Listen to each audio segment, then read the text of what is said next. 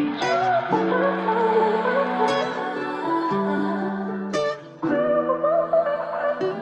with this video, it is about frequently asked questions that I get in regards to becoming a nurse. So I'm going to go ahead and introduce myself.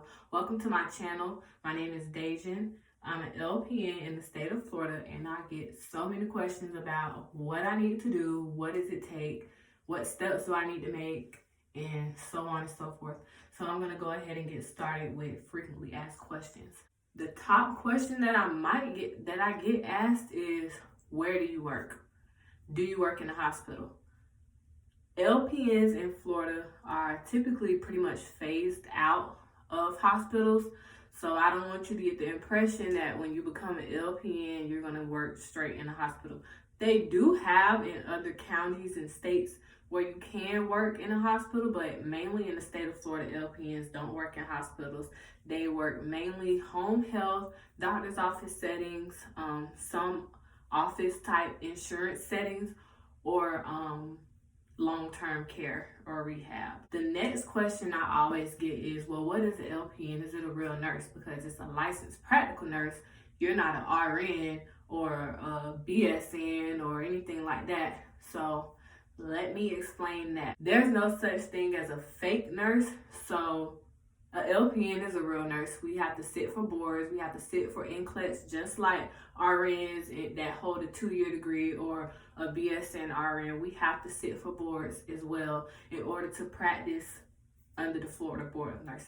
LPNs are real nurses, and I just see LPNs, we do the same thing as RNs for the most part. Our scope of practice is a little bit different, but it's just a door in the, it's just like taking a step into the nursing world. I mean, we see the same things that an RN does. We can do the same thing, but it might not be legal for us to do it in our scope of practice, which you will learn that later on once you get in nursing school. The first thing that I advise anybody to do that's thinking about becoming a nurse or working in any type of medical setting, ask yourself, do I really want to be a nurse? Is this field for me?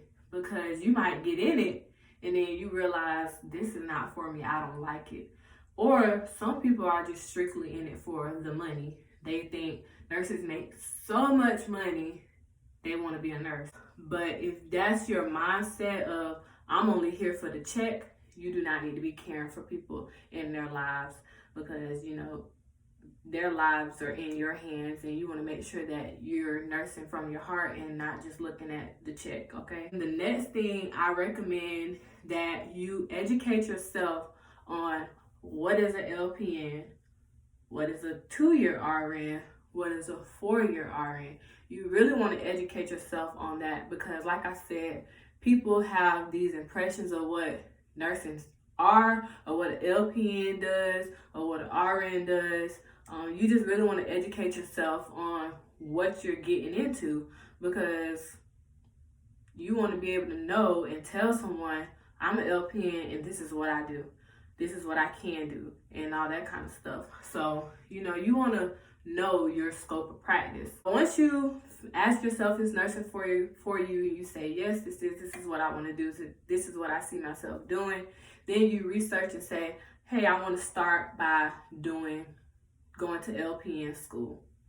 Once you get that settled, now is, what are my next steps into getting into nursing school? Your next steps are figuring out what are the requirements and what school you want to go to. So first, you need to research and see what schools are in your area that offer LPN programs. There are technical institutes and technical schools, or trade schools, or whatever you want to call them. Those are schools that offer LPN programs, and they also offer other programs like cosmetology, licensed esthetician, barber, massage therapy, pharmacy tech. Those are technical schools, and they normally offer LPN programs. Just make sure that the school is accredited. And you can also go to a private institute, and private institutes are like Jersey College, Gale University, Kaiser University. Those are private institutes, which they offer the same curriculum as a technical school. It's just, it costs more. you might get in faster and you start faster, and their curriculum is a little bit different than what a technical school would be. So once you figure out the school you want to go to, your next step is getting on the website and figure out what are their requirements to apply and begin to try to get into the nursing program. So when I say requirements, I mean like, do they require you to take an entrance test? Do they require letters of recommendation? Do they require prerequisite classes? Things like that. Number one, you want to look on the website to see when is the next nursing enrollment starting. Right now we're in December. A school might start a new session for nursing school for LPNs in May, but you need to start your application process in February. So that's the first thing that you need to see is, when do I need to start? Because you do not want to do all this in the last minute. I'm telling you, it takes so much time. It will stress you out if you try to do everything at the last minute before the deadline of applications are due for nursing school. So that's your first step. What are the due dates? Your second step is, what are the requirements? Now, if you decide to go to a technical school, you are not required to do prereqs. And let me say this again. You are not required to do prerequisite courses. And prerequisite courses are courses like English, math, science, maybe a sociology class, anatomy. For a technical school, you don't have to do that. I didn't have to do it. Now, if you want to enroll into a college and maybe get like a head start on anatomy, you can take an anatomy class if you want to at a community college or whatever. But it's not required. They're not going to take those classes at a technical school and say, oh yeah, you already have this, you don't have to take it. No, you don't need prerequisites, but you more than likely are going to have to take an entrance test. And those entrance tests are normally HESI, ATI, or TEAS. Those tests consist of reading, math, language arts, and science. And it's like basic stuff that you really haven't looked at in a long time. So I suggest that you brush up on basic algebra, science, brush up on your reading if you haven't read in a little bit, do some reading comprehension questions daily, just to, you got to reuse those skills that you haven't used in a long time. Next step, once you figure out which test they require, you need to look and see what score is required for you to be accepted into the program. So the school that I went to, we had to take the ATI-Ts, and I think their minimum score at the time that I applied was a 55 or something like that. So you want to make above and beyond a 59 or 55, because that's just the minimum to be considered. You have to think that there are hundreds of other people trying to apply for your spot. So you want to stand out. You want to make like a 65, a 69, a 75, something that's going to make them look at your application and say, this is a student that we want for our program. So you want to score above the minimum. Don't ever try to score just the minimum, because they will look at your paper and possibly throw it out. Once you take the test, find out what test you're taking and all that kind of stuff, your next step is they're going to ask you for a bunch of information that you're going to have to go and get. Official transcripts from high school, information about your FAFSA. Do you require, are you qualified for financial aid? Do you not qualify? Are you going to have to pay out of pocket?